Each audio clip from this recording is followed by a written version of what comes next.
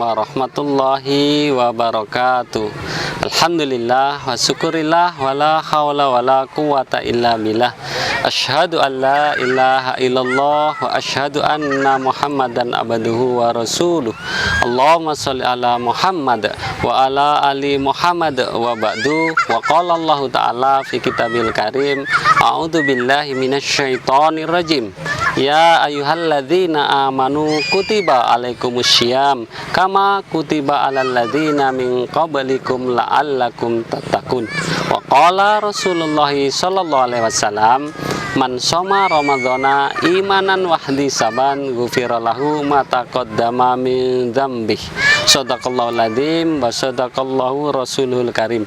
Wahai ananda semuanya, alhamdulillah kita bersyukur kepada Allah Subhanahu wa taala karena begitu banyak nikmat Allah yang berikan kepada kita semuanya. Karena sesungguhnya apabila kita bersyukur kepada Allah Subhanahu wa taala, niscaya nikmat Allah ditambah.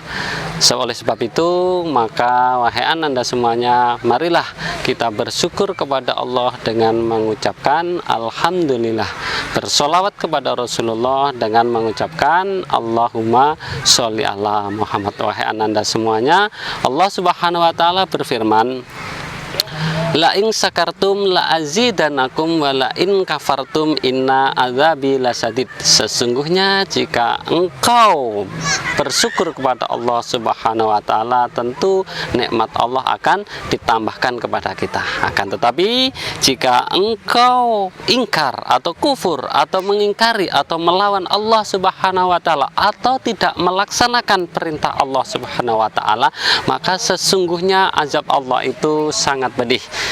Oleh sebab itu, wahai ananda semuanya, anak-anakku yang dirahmati oleh Allah Subhanahu wa taala, sudah menjadi kewajiban dan keharusan bagi kita senantiasa bersyukur kepada Allah Subhanahu wa taala. Ayuhatullah, wahai ananda semuanya, anak-anakku yang dirahmati oleh Allah Subhanahu wa taala.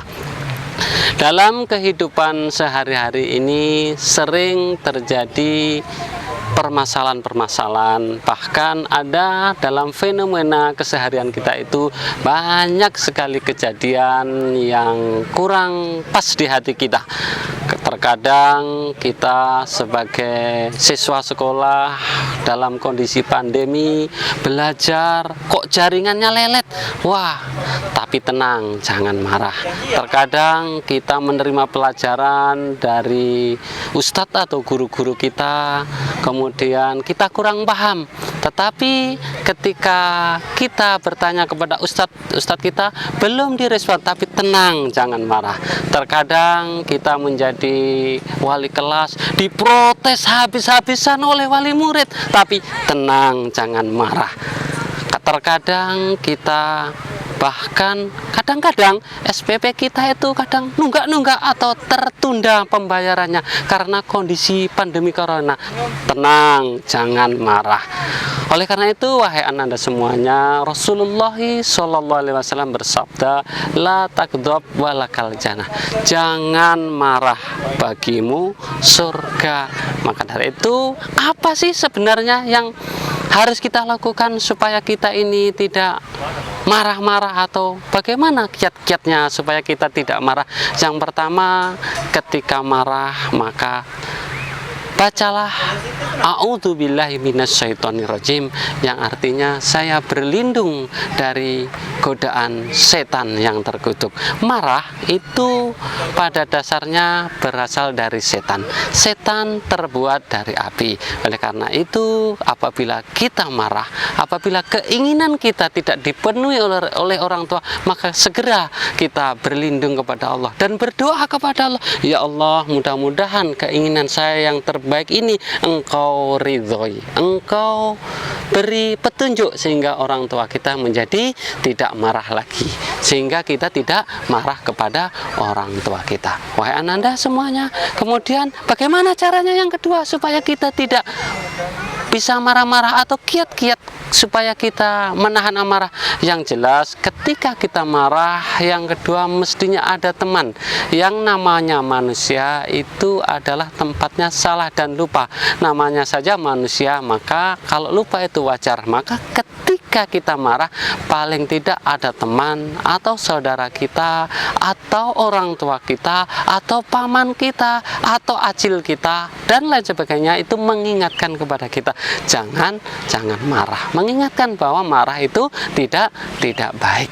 Kemudian yang ketiga, bagaimana caranya kiat-kiat supaya kita tidak marah atau kiat-kiat kita dalam menahan marah, yaitu mengambil posisi yang berbeda dengan ketika kita waktu marah. Misalnya ketika kita berdiri, maka kita ambil posisi duduk, ketika duduk ambil posisi baring dan lain sebagainya. Yang jelas ketika kita marah, maka kita berusaha merubah posisi diri kita. Kemudian kita ingat bahwa kita ini ketika marah maka perlu ada posisi yang berbeda. Kemudian selanjutnya, bagaimana kiat-kiat untuk menahan marah? Selanjutnya yaitu apabila kita marah atau kita kecewa atau misalnya kita jengkel sama siapapun, maka bersegeralah mengambil air wudhu, karena sesungguhnya marah itu berasal dari setan. Setan berasal dari api, maka kalian dengan berwudu insya Allah akan segera dingin. Lihatlah ombak yang ada di laut, itu tidak pernah berhenti dia.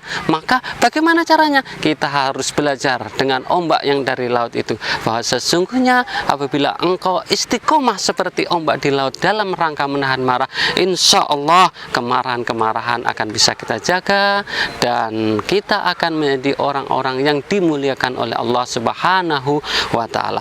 Allah Subhanahu wa Ta'ala berfirman, a'udzubillahi minasyaitonirrajim, alladzina yunfikuna fis sarra'i wad-dharra'i wal kadhiminal ghaidha wal afina anin nas wallahu yuhibbul muhsinin. Dan orang-orang yang menginfakkan sebagian hartanya baik di dalam keadaan sempit maupun di dalam keadaan lapang, mereka menahan amarahnya dan mereka memberi ampunan atau memberi maaf kepada orang lain. Wallahu yuhibbul muhsinin, dan sesungguhnya Allah itu mencintai orang-orang yang berbuat baik. Wahai ananda semuanya, alhamdulillah, semoga sedikit apa yang saya sampaikan ini menjadi pengingat bagi saya juga kepada ananda sekalian. Semoga kita semuanya senantiasa istiqomah seperti ombak di laut dan masuk surganya Allah Subhanahu wa Ta'ala. Saya akhiri, kurang dan lebihnya mohon maaf. Tetap istiqomah dalam menuntut ilmu, karena sesungguhnya barang siapa yang menuntut ilmu maka dimudahkan jalannya menuju ke surga. Semoga menjadi baik. Wallahu muwaffiq ila sabilit thoriq. Wassalamualaikum warahmatullahi wabarakatuh.